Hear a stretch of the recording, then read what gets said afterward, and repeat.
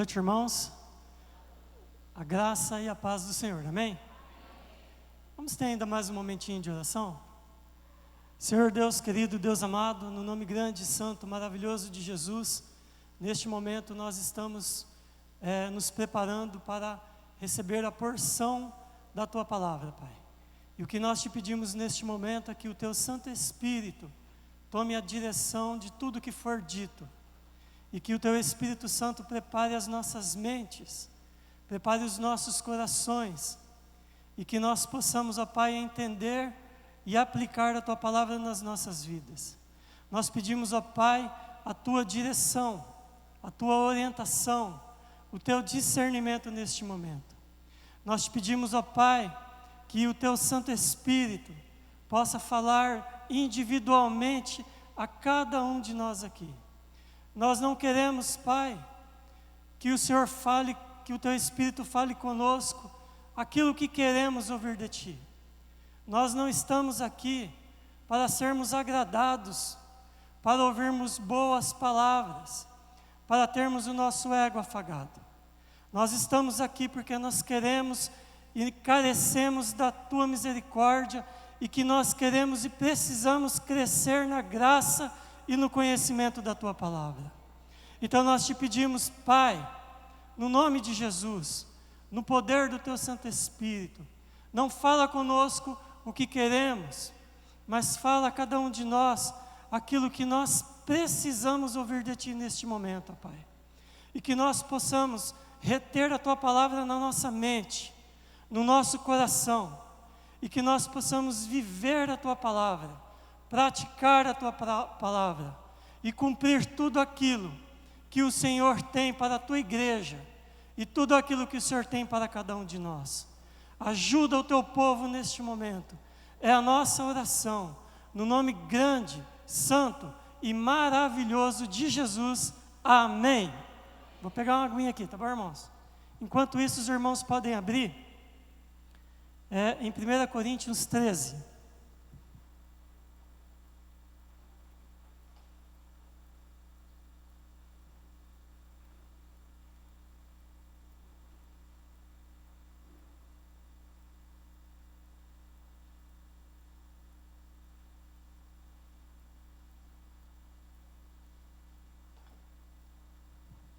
Esse texto que nós vamos conversar um pouquinho essa noite, na verdade ele é uma carta. Essa carta, ela foi escrita aproximadamente 1965 anos atrás, ou seja, aproximadamente no ano 55 depois de Cristo. As datas podem variar um pouquinho. E essa carta, ela tem uma direção pastoral. Essa carta ela foi escrita por um homem. Esse homem se chamava Paulo, e ele era um apóstolo de Cristo, um discípulo de Cristo, e ele fundou essa comunidade, a comunidade destinatária dessa carta. Essa comunidade, essa igreja que recebe essa carta, ela ficava numa cidade chamada Corinto. Daí o nome do texto, da carta, se chamar 1 aos Coríntios. Então o apóstolo Paulo, ele escreve essa carta com um cunho pastoral para essa comunidade, e essa comunidade foi fundada por ele. Quando nós pegamos o livro de Atos dos Apóstolos, em sua segunda viagem missionária, Paulo vai até a Grécia. Depois da Grécia, ele desce até essa cidade de Corinto. E ali nessa cidade, ele prega o Evangelho para os gentios, para os gregos e para os judeus que viviam naquela cidade. E ele funda então ali uma igreja. E ele passa 1 ano e meio aproximadamente ali trabalhando com aquele povo. E essa cidade, Corinto, era uma cidade rica, era uma cidade populosa, uma cidade que, se fosse nos nossos dias, ela seria uma cidade urbana, uma cidade parecida com Campinas, uma cidade rica, populosa, porém uma cidade de muitos contrastes. Muita gente rica e ao mesmo tempo muita gente pobre. Uma cidade que era mergulhada na idolatria, porque eram de cultura grega, romana. Então uma cidade mergulhada na idolatria e uma cidade mergulhada na imoralidade e na promiscuidade. Então olha só o desafio que era ser cristão numa cidade dessa. Apenas para os irmãos terem uma ideia, existia nessa cidade um templo de uma deusa pagã, a deusa do amor. E eles tinham 1000 sacerdotisas que desciam à noite, às vezes, e se prostituíam com os marinheiros, com os moradores daquela cidade. Então essa cidade, Corinto, era sinônimo de promiscuidade, de idolatria. Mas ao mesmo tempo era uma cidade que possuía muito apegada ao conhecimento, à filosofia, à sabedoria. Porque eles vinham de uma cultura grega. Então era uma cidade extremamente desafiadora para o Evangelho. Então esse homem, Paulo, por volta do ano 50, 52, ele desce da Grécia, começa a pregar o Evangelho ali, fica 1 ano e meio ali, pregando o Evangelho, monta uma comunidade cristã ali, e ele segue seu caminho para as missões, e a comunidade permanece. Então, o que nós vamos falar hoje é sobre a condição dessa comunidade depois que o apóstolo vai embora dali. Depois que o apóstolo Paulo sai de Corinto, ele recebe notícias da cidade. Então eu vou fazer rapidamente para os irmãos um apanhado do que ocorreu lá depois que ele saiu. Eu queria deixar registrado, essa igreja, ela foi fundada, não é por qualquer pessoa não. Essa igreja, ela foi fundada pelo apóstolo Paulo. Amém? Então, queria que os irmãos guardassem isso. Quando nós lemos essa carta, a primeira coisa que nós percebemos é que foi uma igreja, uma comunidade que foi muito amada pelo apóstolo. Existe uma carta que nós não sabemos, ela se perdeu, que é chamada Carta das Lágrimas, onde o apóstolo diz que ele escreve para essa igreja com lágrimas nos olhos. Mas foi uma comunidade que deu muito trabalho para o apóstolo, devido ao contexto cultural, político, que eu acabei de falar para os irmãos. Então, logo de cara, o apóstolo escrevendo a essa comunidade, no capítulo 1, ele fala assim: olha, irmãos, eu fui informado de que existe divisões no meio de vós. Então a primeira coisa que tinha nessa cidade, quebra de unidade nessa igreja, quebra de unidade. A unidade desse povo, dessa comunidade, estava em risco. E por que isso estava em risco? Porque uns diziam: eu sou de Paulo. Aí o outro dizia: eu sou de Apolo. Aí vinha outro e dizia: não, eu sou adepto de Pedro. Vinha outro e dizia assim: mas eu sou adepto de Cristo. E havia então rixas, contendas entre os irmãos dessa comunidade, porque cada um seguia a uma personalidade. E é engraçado que hoje em dia nós vivemos isso no nosso tempo. Nós vemos pessoas que não vêm às vezes na igreja, não sei se é o nosso caso, por causa da palavra de Deus. Elas vêm nas comunidades cristãs por causa da personalidade que tem naquela comunidade. Então eu vou em determinada comunidade porque ali existe um pregador fulano de tal. Ou eu vou cruzar o país porque tal cantor gospel vai se apresentar.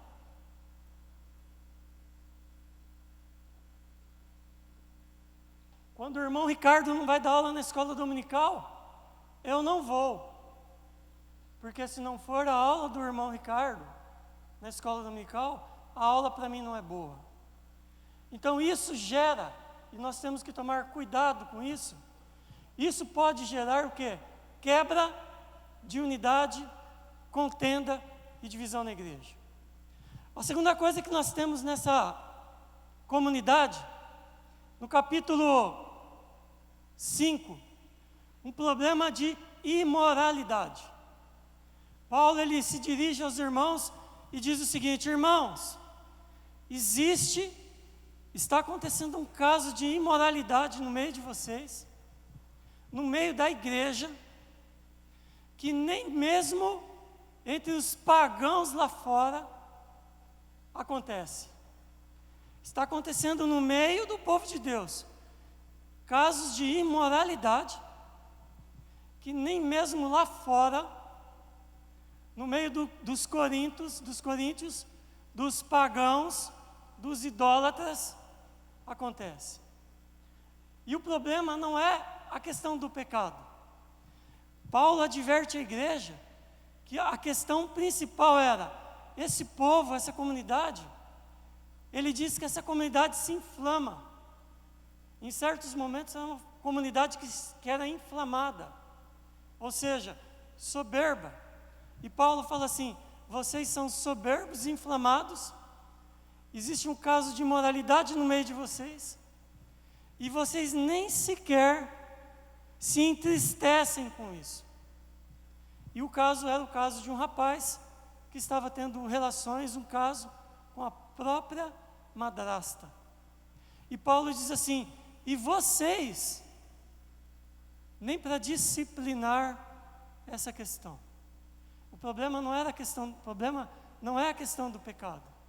O problema é não tratar o pecado. É o pecado não confessado. É o pecado não tratado. E isso ocorre nos nossos dias. Às vezes o pecado ocorre no nosso meio. E nós temos medo de disciplinar um irmão, uma irmã, e de corrigir o pecado, porque o irmão ou a irmã pode de repente ficar chateado, porque foi exortado ou corrigido, e ele pode ficar magoadinho, e ele pode ir embora da igreja. Então o que acontece é que nós deixamos e colocamos um pano quente em cima disso. Muitas vezes. Fingimos que não vemos. Eu participei de uma comunidade que eu amo e amei, que nós ficamos 5 anos, não batizamos ninguém. 5 anos. Mas existiam feridas que não estavam sendo tratadas no meio do povo. Pecados que precisavam ser tratados, situações que precisavam ser resolvidas.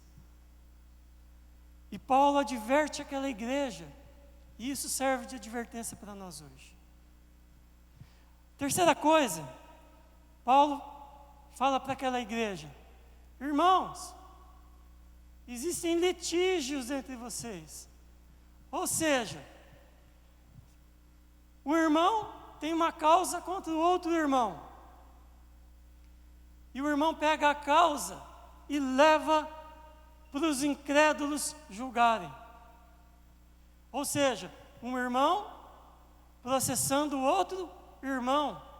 Só que Paulo fala assim: já não basta vocês terem contendas, litígios entre vocês, vocês ainda pegam a questão e levam para os de fora, que não conhecem a fé, não conhecem a Cristo, não têm temor de Deus e vocês levam isso para que eles julguem a questão. E Paulo pega os irmãos e diz assim: irmãos, será que não tem um sábio no meio de vós capaz de julgar a causa? Será que vocês não são capazes de resolver dentro da comunidade essas questões? Já não basta a rixa entre os irmãos, ainda vai se expor isso lá fora? Cá entre nós, irmãos, cadê o Eduardo? Se o Eduardo, seminarista, fosse assumir uma igreja no futuro, né, Edu? E alguém chegasse para ele e falasse assim: ô Edu, essa igreja que você vai assumir é parecida com a de Corinto. Eu acho que ele ia falar assim: acho que eu não quero não. Porque era uma igreja complicada, né, irmãos? Mas aí Paulo avança, exortando, ensinando e admoestando a igreja.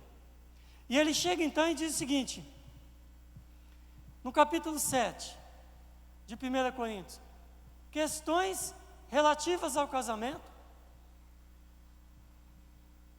pode-se desquitar? Não pode se desquitar. Deve-se manter o celibato? Não deve ser o celibato. Então Paulo, ele trata a questão do casamento e ele orienta e ensina a igreja.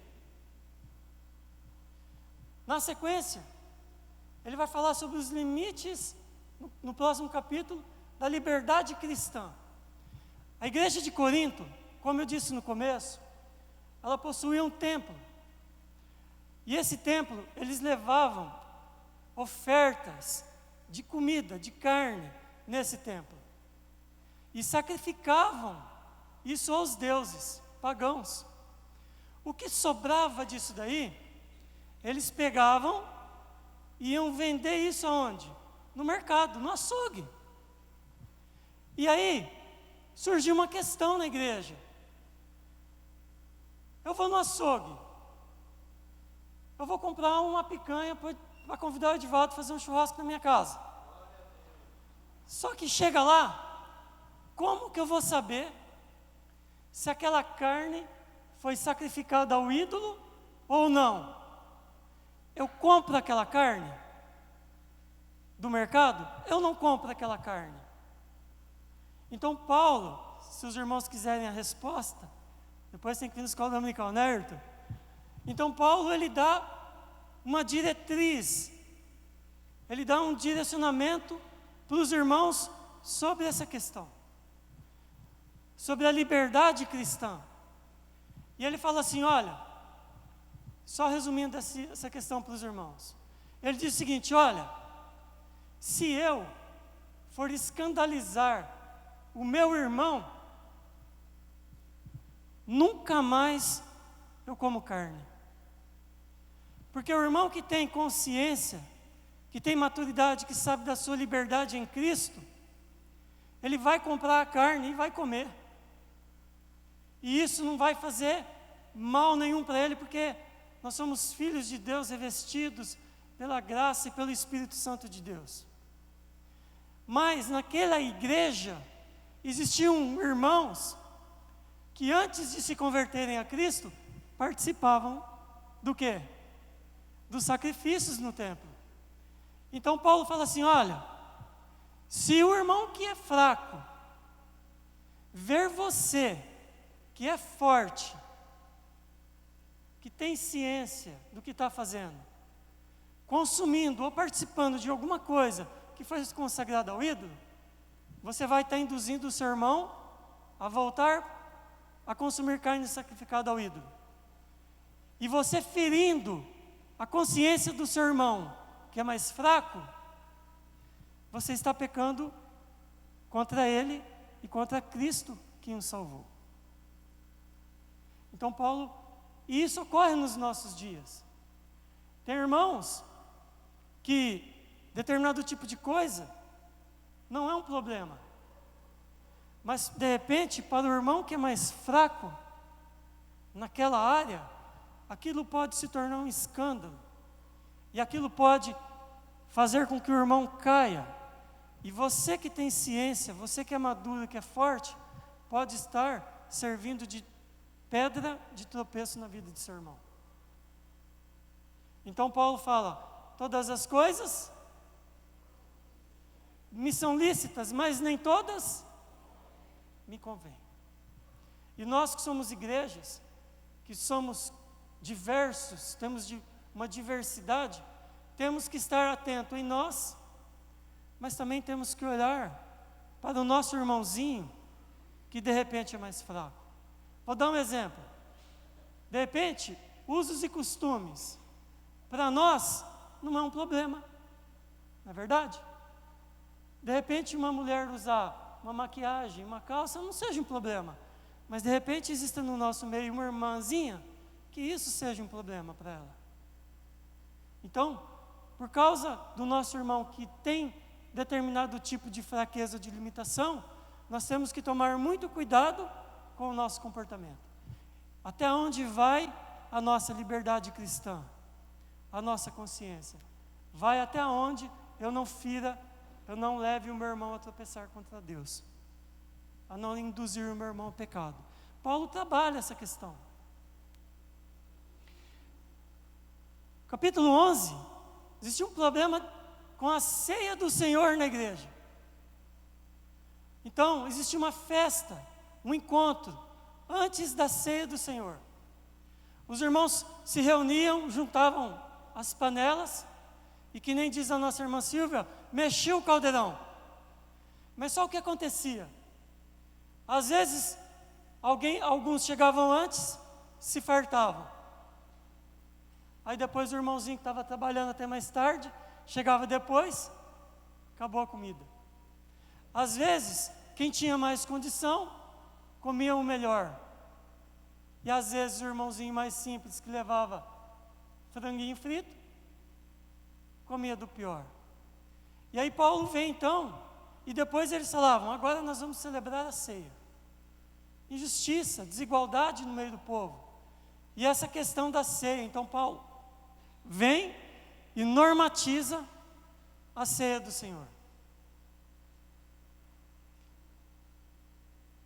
Na sequência, Paulo fala assim, no comecinho do livro da carta, Paulo fala assim: eu vejo, irmãos, e glória a Deus por isso, que nenhum dom falta a vocês. Olha só que coisa interessante. Uma igreja que vivia numa condição dessa, ainda assim, os dons espirituais fluíam nessa igreja. Ao ponto de Paulo falar assim: nenhum dom tem faltado aos irmãos. E ali tinha dons de línguas, profecia, conhecimento e variedades de dons espirituais. E um dom que era muito valorizado por aquele povo era o dom de línguas. E existia um problema com isso. Porque o irmão que falava línguas estranhas, de repente ele se achava mais espiritual do que aquele irmãozinho que fica lá na porta. De repente o irmão que subia e profetizava para a comunidade se sentia inchado e cheio, e ele às vezes achava que ele era melhor do que o irmão que fazia ali o cafezinho. E então, apesar dos dons, existia na igreja pessoas que se sentiam diminuídas, porque de repente não tinham o dom de falar outras línguas, porque não era profeta, porque não falava em mistérios. E aí Paulo vem no capítulo 12 e diz: irmãos,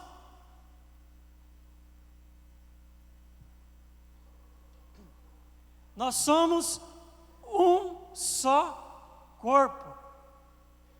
Porque sou orelha, não posso dizer que não sou do corpo. Um corpo, ele não é constituído de um membro.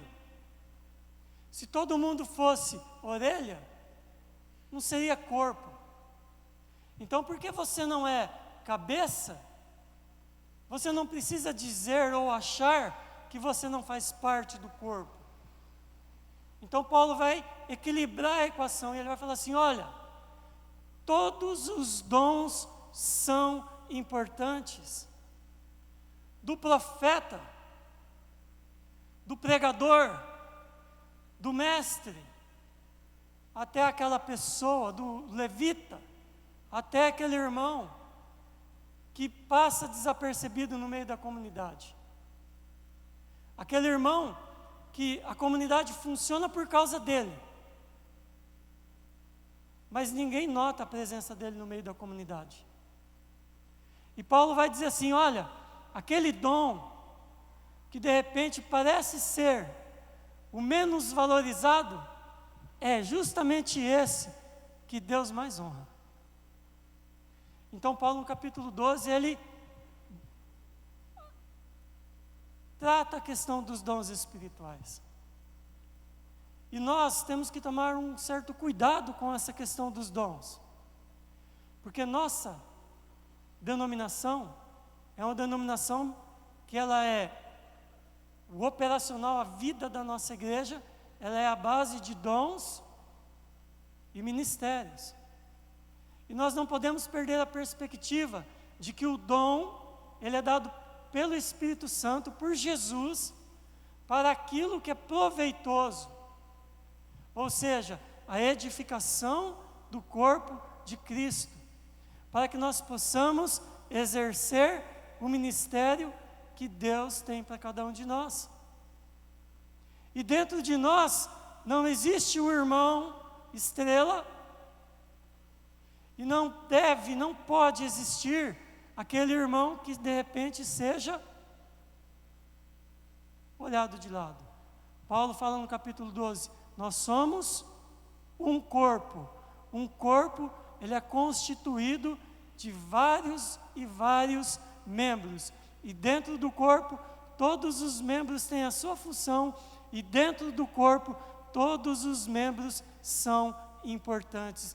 E aí Paulo, eu vou pular, e Paulo vai lá para o verso 14. E ele, o capítulo 14, continua tratando a questão dos dons. E aí no capítulo 15, problema de doutrina. Pessoas não acreditavam na ressurreição. E Paulo fala assim: como, irmãos? Como vocês não acreditam na ressurreição dos mortos? Se Jesus não ressuscitou, então vã é a nossa fé. Se não existir, se nós não crermos que após a morte, na vinda do Senhor, haverá ressurreição, então a nossa fé é vã. E Paulo trata essa questão doutrinária. No capítulo 16, Paulo vai lá então e trata a questão das ofertas. Paulo pega e dá uma direção para os irmãos, fala: ó, quando eu for aí, eu espero que as ofertas para os irmãos que estão na pobreza e na miséria lá em Jerusalém, já estejam tudo, ó, ok. Porque alguns estudiosos dizem que era uma igreja rica, de posses, porém uma igreja, isso alguns que dizem, ok? Então uma igreja, uma comunidade rica, cheia de dons, e Paulo então chega a uma conclusão. E eu pulei o capítulo 13, foi intencionalmente. Paulo chega a uma conclusão em relação a essa comunidade. Apesar dela ter recursos, de ter dons de sabedoria, de profecia, de línguas, apesar de ser uma comunidade com uma diversidade muito grande, falta uma coisa para essa comunidade. Falta um ingrediente, falta algo para esse povo. E aí Paulo, no capítulo 13, quando ele ia dar sequência nos ensinamentos dele sobre os dons, Paulo para de falar sobre os dons E aí, dentro desse contexto, então, ele vai falar aquilo que, no meu entendimento, é a parte central dessa carta. Amém, irmãos? E aí eu vou ler para os irmãos. Se você puder pôr aí Coríntios 13 para mim. Ainda que eu falasse a língua dos homens e dos anjos, e não tivesse amor, seria como um metal que soa, ou como um sino que tine. Ainda que eu falasse a língua dos homens, ainda que eu falasse a língua dos anjos. E aí Paulo coloca em primeira pessoa. Mas eu creio que isso vale para mim. Paulo não está falando, ainda que vocês, não, ele está dizendo, ainda que eu fale a língua dos anjos e dos homens, se eu não tiver amor, eu seria como um metal que soa, um sino que tine. Ou seja, a igreja, essa comunidade, um dos dons mais valorizados para eles é o dom de línguas estranhas. Por quê? Porque normalmente quando nós vemos uma pessoa falando em línguas estranhas, nós temos a impressão de que essa pessoa, ela é, no mínimo, espiritual. Não é verdade? E Paulo vem e fala assim, você pode, meu querido, falar a língua dos anjos, se você quiser. Mas se você não tiver amor em seu coração, você não passa de um instrumento barulhento. Por quê? Porque na igreja as pessoas acreditavam que se ela tivesse esse dom de falar em línguas, ela seria alguém. Era uma crença do povo lá. Que se ele falasse um negócio diferente, ele seria alguém. E Paulo vem e diz assim, você pode falar a língua dos anjos, se você quiser. Se você não tiver no seu coração esse amor, você não é nada. Agora, eu estou falando aqui contra os dons espirituais? Não. Paulo, no capítulo 14, ele vai falar, eu quero que vocês busquem com zelo.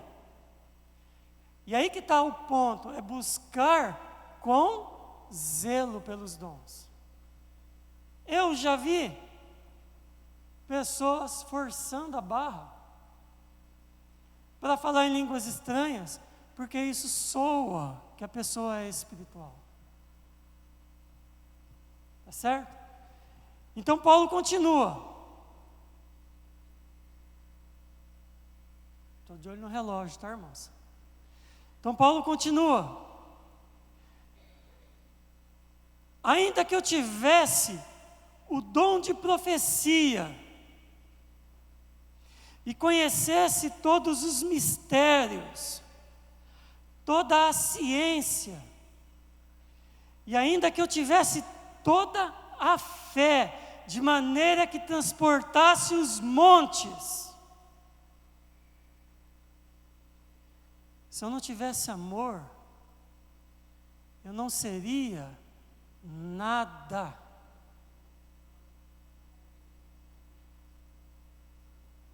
Nós podemos pregar, podemos ensinar, podemos orar e a coisa acontecer, o cego enxergar, o manco andar, o enfermo ser curado. Podemos revelar coisas através do dom de profecia, de mistério, de tudo que nós quisermos. E o apóstolo vem e diz assim, se eu não tiver amor, sabe para que serve isso daí? Não serve para absolutamente nada.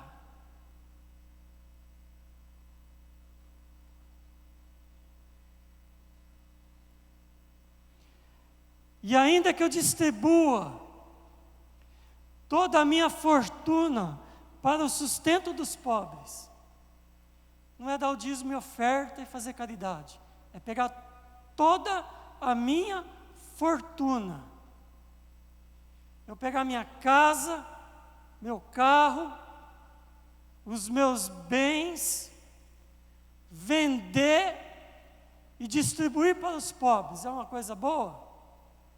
Para quem for receber, maravilha. E para nós que estamos fazendo, é uma coisa boa? Depende. Depende. Por quê? Para o sustento dos pobres.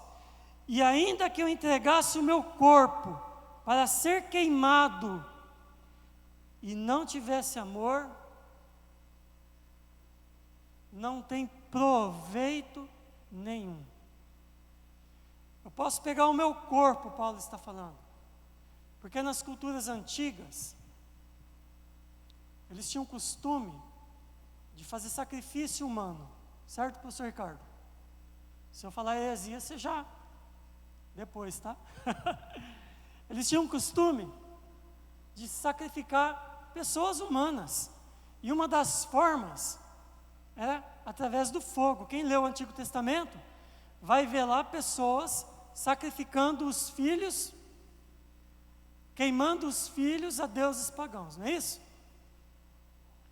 E Paulo vem aqui e diz assim: ainda que eu pegasse o meu corpo e martirizasse, e queimasse ele em sacrifício, ainda que eu pegasse tudo que eu tenho, tudo que eu batalhei a vida toda para conseguir, e doasse para o sustento dos pobres, ainda que eu faça tudo isso, se eu não tiver a intenção correta, ou seja, se não for por amor, não tem proveito nenhum.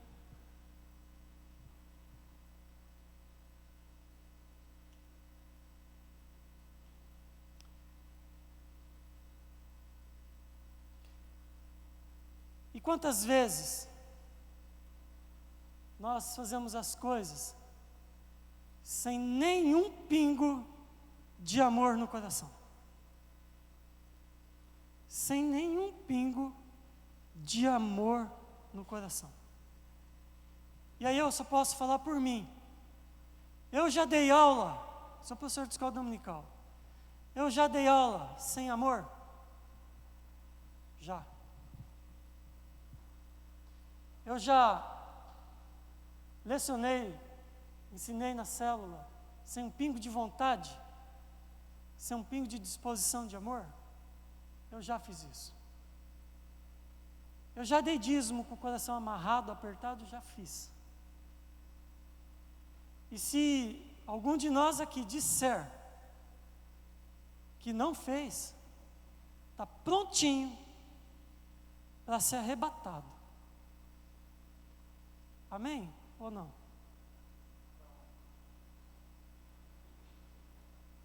Então Paulo, ele vem, ele fala assim: em tudo que nós fazemos na nossa vida cristã,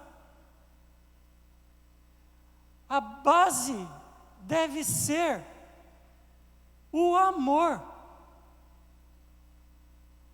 Se você é o melhor professor, o melhor pregador, o melhor cantor, o melhor administrador, o melhor líder de ministério, mas você faz porque você quer de repente se promover, você faz de repente porque você foi desafiado a fazer, você faz de repente por um motivo, seja outro qualquer. Paulo chega e diz o seguinte: meu querido, não serve e não vale para nada. O nosso Senhor Jesus Cristo, quando Ele deu a vida na cruz, foi um ato de puro amor.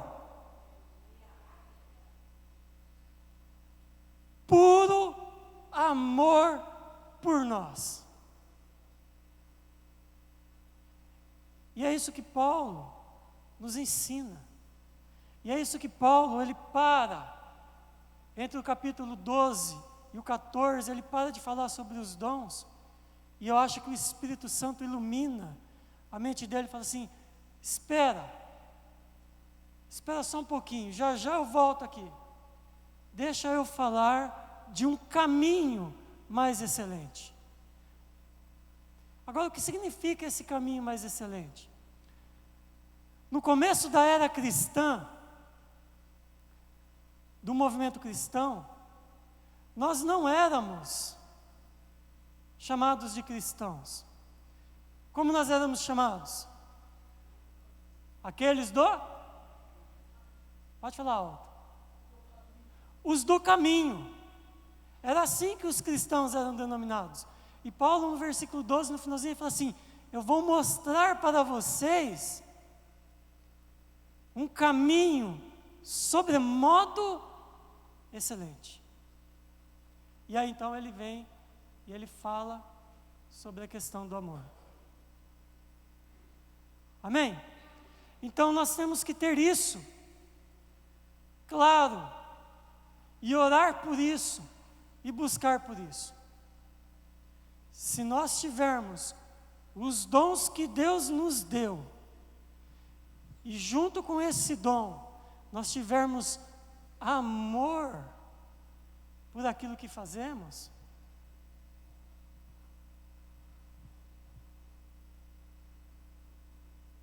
não vamos receber a carta dessa, não é? E aí ele continua, e aí algumas coisas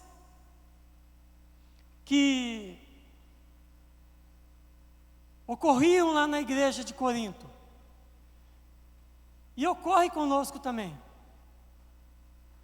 Ele continua: o amor,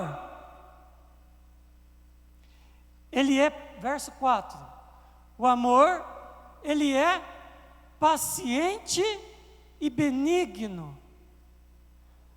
Corinto, uma igreja dividida, contendas na igreja, por causa de Paulo, por causa de Apolo, por causa do irmão que praticou imoralidade, por causa de questões de comida, de costume, por causa de dons, por causa da ceia. E Paulo vem e fala assim: queridos, o amor, ele é paciente. Nós temos que ter paciência com os nossos irmãos. Às vezes, nós não temos paciência com o filho, não temos paciência com o cônjuge, e não temos paciência com um irmão. E aí nós, nesse estado de espírito, de impaciência, de intolerância, queremos o quê? Ganhar as pessoas lá fora. E como podemos? O amor, ele é benigno. Só fazendo um contrapé, uma nota de rodapé. Paciente, uma tradução, uma coisa que eu li.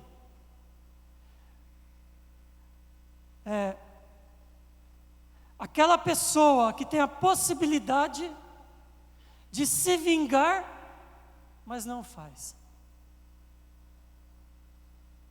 A pessoa vai lá, no seu trabalho, ou na igreja mesmo, e pisa naquele calo seu que está doendo, mas pisa assim e mexe nele.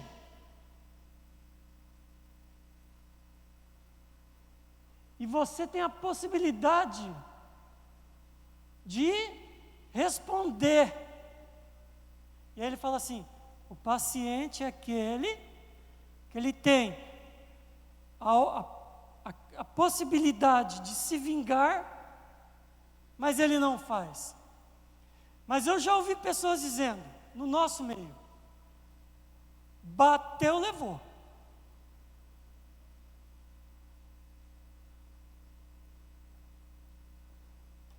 eu sou muito bom. Eu já ouvi. Eu sou muito bom. Mas mexeu comigo.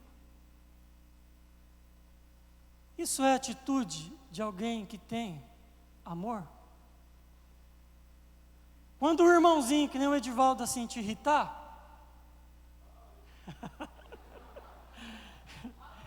você, viu, Ayrton, que fica chutando a pessoa lá na entrada, lá do... E você tiver a possibilidade, fala assim, não, eu sou amoroso, eu vou ter paciência com meu irmão. Brincadeira, viu, Edivaldo? Isso é uma benção, tá? O amor é benigno, queridos. Paulo continua. Benigno é reagir com bondade aos que nos maltratam. Foi isso que Jesus ensinou? Não foi isso que Jesus ensinou? E o amor, ele é então benigno. A pessoa te distratou, falou duro, foi grossa, passou por você, não te deu bom dia. Vá você até a pessoa. Demonstre amor à pessoa. E não pague a pessoa na mesma moeda. Que horas que eu tenho que acabar, gente? Tá. E Paulo continua. O que o amor não é. Ele vai falar o que o amor não é. Ele falou que ele é paciente, benigno, mas o que ele não é? Ele não é invejoso, ciumento. E nós somos ciumentos, não somos? Às vezes a pessoa, ele é líder de ministério, e ele tem ciúme daquilo. Não somos assim? Às vezes a gente tem um carro, tem ciúme do carro. Mas o amor não é ciumento. Ele não é invejoso. E aí, um autor falou uma coisa muito interessante. Ele diz o seguinte: nós temos mais facilidade para chorar com os que choram do que sorrir com os que rir com os, se alegrar com os que estão alegres. Parece que a gente tem uma certa dificuldade em se alegrar com o sucesso do outro. Não é assim? Aquele irmão que o ministério dele está, o negócio está, a coisa está acontecendo para ele e para nós. E Paulo fala assim: o amor não é ciumento, não é invejoso. Você acha que existia inveja e ciúmes na igreja de Corinto? Pelo que nós lemos nos capítulos? Tinha gente assim lá? E tem gente assim hoje? Por quê? Porque o ser humano, ele é o mesmo. Há 1900 anos atrás ele era ser humano. E hoje, 2020, o ser humano é ser humano. E Paulo fala: o amor não faz essas coisas.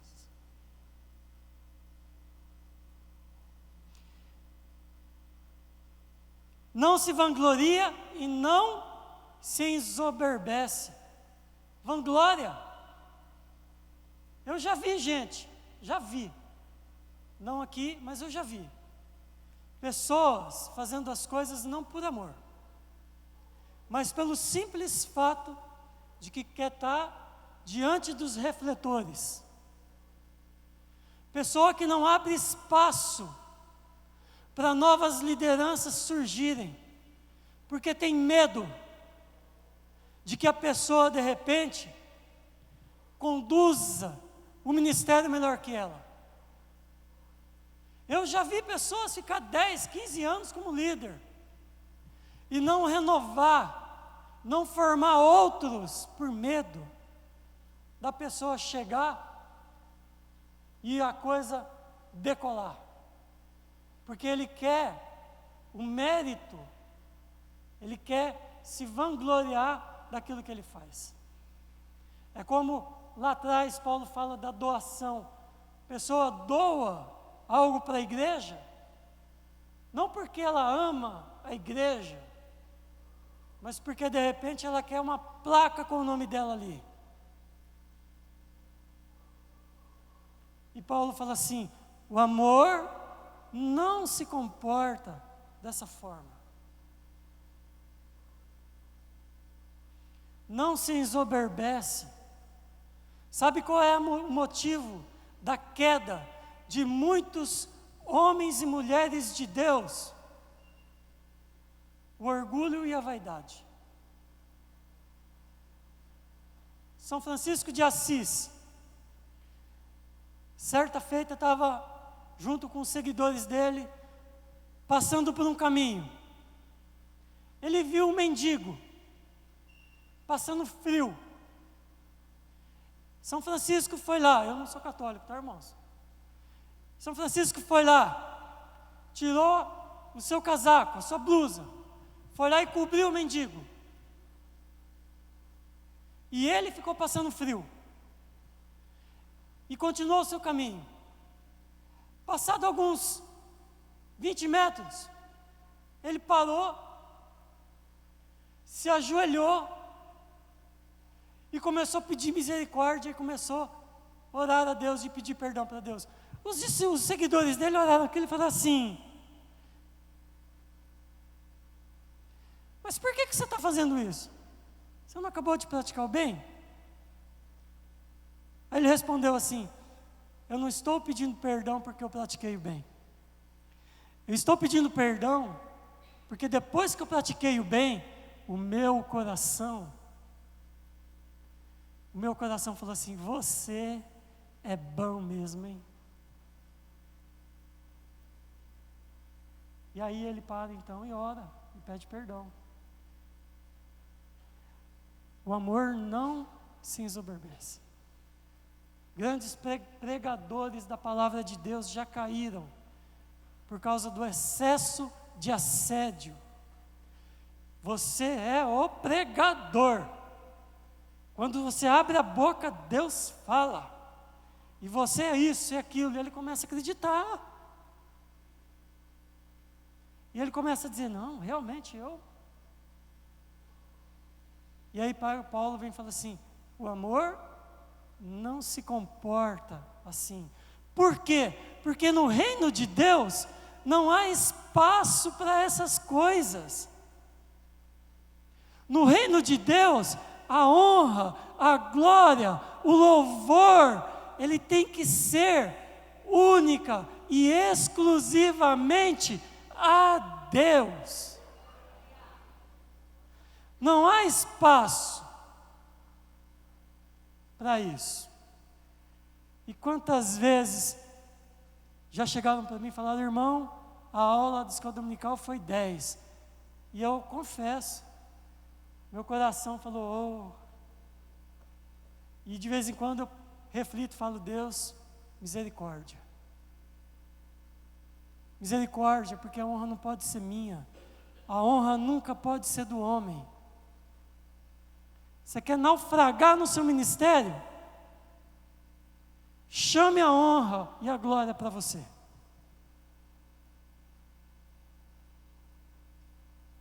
Nós temos um projeto de 10 anos.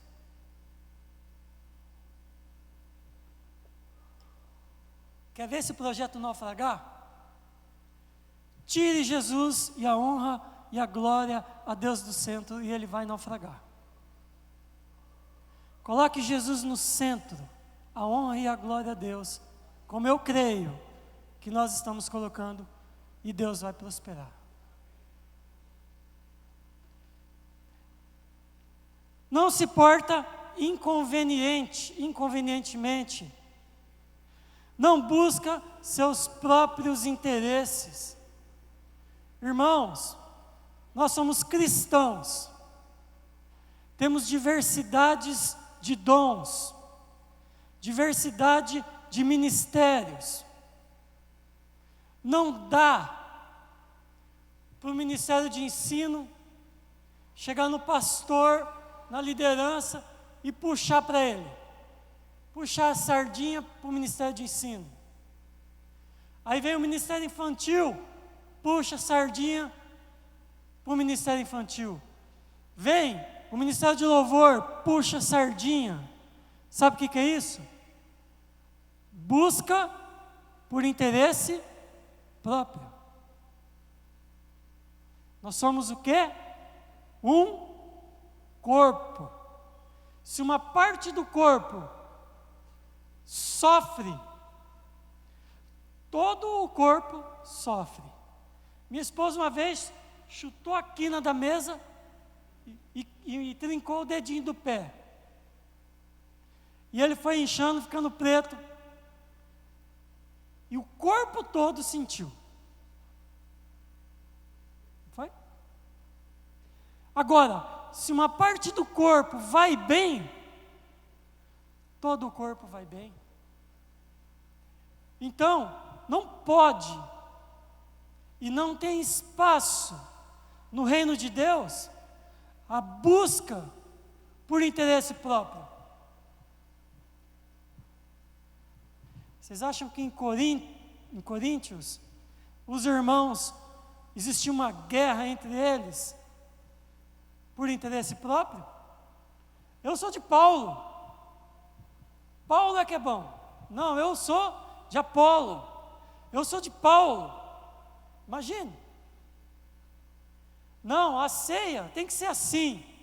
O dom melhor é o de línguas, de profecia. O amor não busca seu próprio interesse.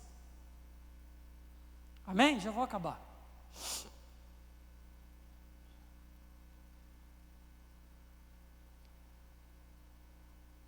Não se irrita, não suspeita mal. Irmãos, nós estamos vivendo um tempo onde as pessoas andam no limite. No limite. Eu conversei com uma moça da área de saúde. Ela falou assim para mim: tem ocorrido muitos problemas de saúde no nosso tempo. Depressão, todo tipo de enfermidade que você pode imaginar. E você sabe por quê? Ela estava me contando, da área da saúde. Porque as pessoas estão vivendo no limite. Você fala com a pessoa, o que é? Se irrita com uma facilidade. Mas no nosso meio, não pode ser assim. Não podemos nos irritar com facilidade, nos ofender com facilidade. Tem irmãos que se você passar, não der bom dia para ele acha que você está bravo com ele. Se o pastor passar por ele e não abraçar ele, não fizer um afago nele, no outro domingo, ele já não quer vir na igreja. Porque o pastor não olhou para mim. Ou ninguém pode questionar o irmão, porque fica bravo. E o amor não se irrita com tanta facilidade assim.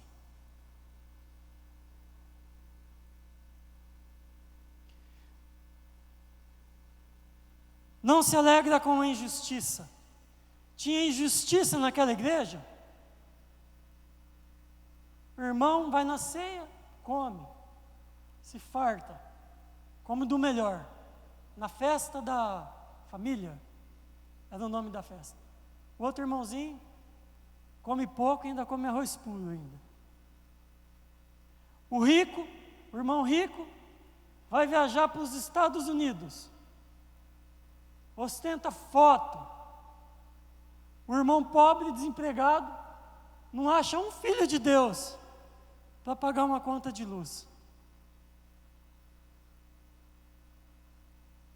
O pastor falou aqui um dia, nós temos que estender o quê? Mas como é difícil estender a mão.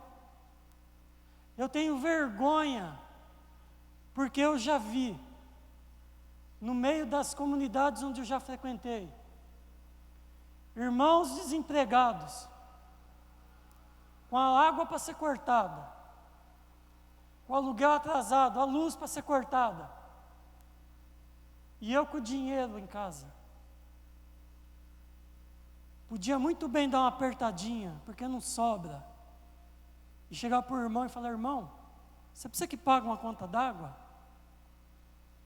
Uma conta de luz? Porque não adianta dar cesta básica. Quem aqui vive de cesta básica? Se eu der uma cesta básica, você vive, Raimundo? Às vezes o irmão está desempregado, passando necessidade, não é porque ele quer, às vezes ele está precisando mesmo. E nós vivemos num mundo de injustiça, de desigualdade. 80% da riqueza do mundo está na mão de 20% das pessoas. 80% da riqueza está na mão de 20% das pessoas. Os outros 20% 80% da população vive com 20% da riqueza do mundo. Injustiça, desigualdade. E Deus nos chama nesse tempo. E eu mais uma vez tenho vergonha, porque Deus nos chama para combater a injustiça e a desigualdade. Existe um sistema aí fora que massacra as pessoas, e eu não faço nada. Aí os irmãos vão falar: mas você está falando de política.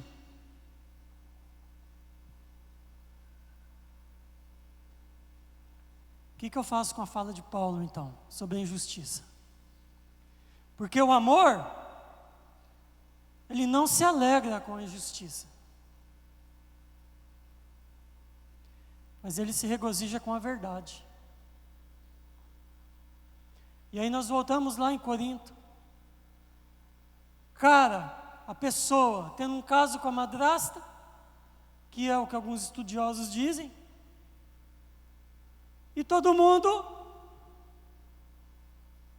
não é comigo, cada um cuida da sua vida. Pega a verdade, joga embaixo do tapete, vamos vivendo a vida, deixa o irmão viver como ele quer, do jeito que ele quer, fazer o que ele quer, e vamos vivendo a vida. E aí como é que fica a fala de Paulo sobre a questão da verdade? E aí a verdade é que você pode interpretar de outras formas, tá? Jesus disse: eu sou o caminho e a verdade. Tá bom? Mas ele se regozija com a verdade. Mas Paulo fala assim: mas o amor não vai passar. Por quê? Porque Deus não é profecia. Ele dá os dons de profecia, mas Ele não é profecia. Ele não é falar em línguas estranhas, em louvar. Sabe o que Deus é, queridos? Quem chuta? Deus é amor. Agora, de qual amor nós estamos falando? Do desejo sexual? Do amor caridoso? Não é esse o amor que Paulo fala. Eu vou ler para os irmãos. Qual é o amor que Paulo está falando? É o amor? Pode falar alto. O amor ágape. É esse amor ágape. Não é emoção, nem sentimento romântico, ou sentimental, ou filosófico. Não é isso. É um amor que não pede nada para si. Ele não pede nada para si. mas entrega e sacrifica tudo. Especialmente, queridos, para os indignos. É um amor que não pede nada para si, entrega e sacrifica tudo, especialmente para os indignos, para os culpados e inimigos, para os que não podem retribuir e nem agradecer. Esse é o amor que Paulo fala. Esse é o amor que nós temos que buscar desenvolver. Esse é o amor que Jesus Cristo dedicou na cruz por cada um de nós aqui. Eu era indigno,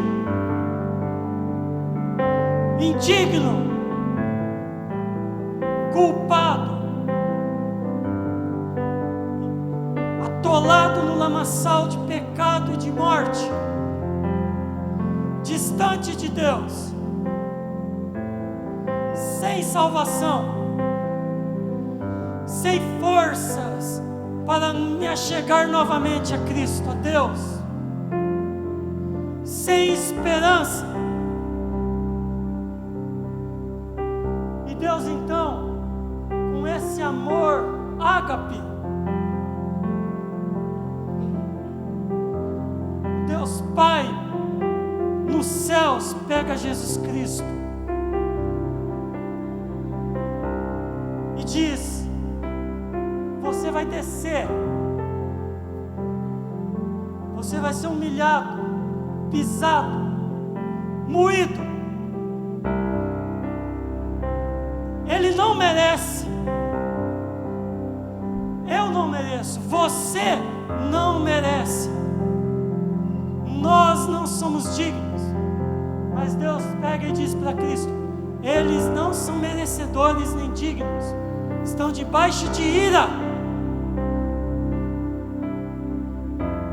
de condenação, mas eu os amo, mas eu quero restaurar com eles a comunhão que foi perdida. Eu quero trazê-los de volta, assim como a galinha faz com os pintinhos.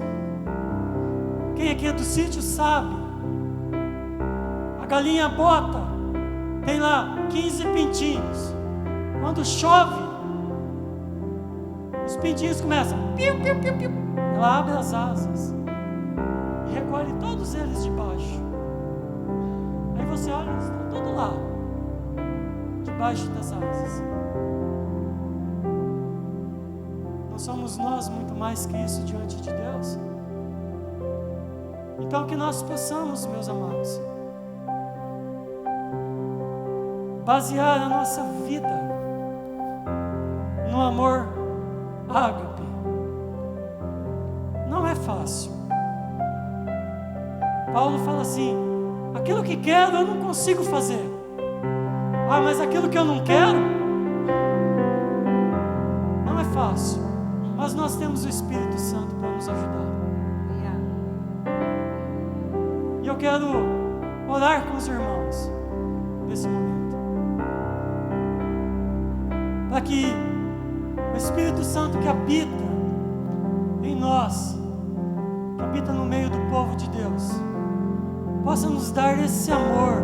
Eu confesso que eu não tenho, mas que Ele possa nos dar esse amor, trabalhar nos nossos corações e nas nossas vidas, para que possamos alcançar a estatura, pode falar alto, do varão perfeito. É isso que Wesley falava da perfeição cristã. Amém? Vamos levantar, vamos orar.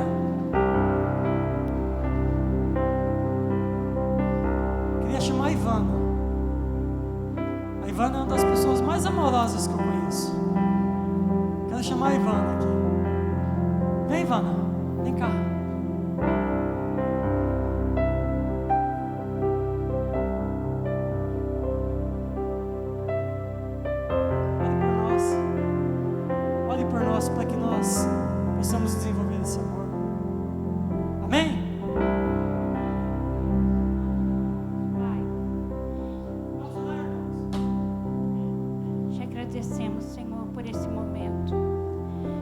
agradecemos, Pai, por essa palavra. Deus, que ela venha ao encontro das nossas necessidades, Pai. Que ela possa penetrar em nosso coração, em nossa mente. E que possamos, Senhor, colocar em prática o Teu amor, Senhor. Em nome de Jesus Cristo, Teu Filho amado. Ensina-nos, Senhor, a ser servas. Ensina-nos, Senhor, a produzir na Tua obra. Ensina-nos, Senhor, a caminhar nos Teus caminhos. Oh Espírito Santo de Deus, venha sobre nós a Tua unção. Venha sobre nós, Senhor, a Tua graça e a Tua sabedoria, Deus, para que nós possamos caminhar, Deus, na Tua graça, Jesus. Tu és bom, Senhor, e a Tua misericórdia dura para sempre. Oh, aleluia, Jesus.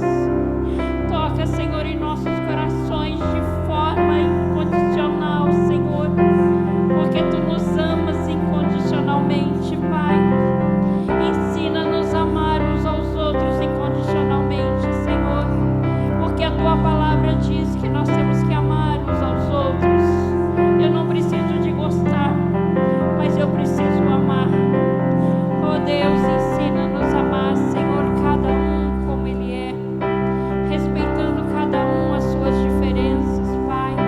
Ensina-nos a caminhar nos Teus caminhos, Jesus. Conduz-nos, Senhor, esta semana. É uma semana que o povo está aí fora, Deus. Oh, Senhor, pulando em coisas que não se deve, em coisas pagãs. Deus, ensina-nos a pular na Tua presença, Senhor. Oh, Deus, que essa semana nós possamos tirar e estar na Tua presença e possamos nos encher da ação do Teu Espírito Santo. Oh, Deus, ensina-nos, Senhor. Não deixa-nos, Senhor, a ficar no marasmo do dia a dia, Senhor. Dá-nos sede da Tua palavra. Dá-nos sede, Senhor, de Te buscar, de estar diante do Senhor a cada manhã, a cada dia, a cada noite, a cada madrugada, Senhor. Nos acorda, Senhor, desperta a Tua igreja, Senhor.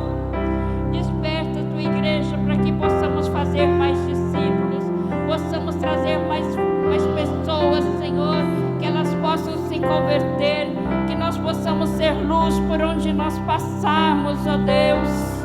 Ensina-nos a ser luz, Senhor, onde nós passarmos. Quando nós passarmos nas ruas, as pessoas possam dizer: aí vai um servo do Senhor, uma serva do Senhor. Obrigado, Jesus, por esse momento. Obrigado, Deus, por essa semana, por esse culto. Obrigado, Senhor, pelas nossas vidas e por cada família aqui representada, Pai. Abençoa a nossa semana e nós te pedimos, Senhor, pela ação de graça, em nome de Jesus.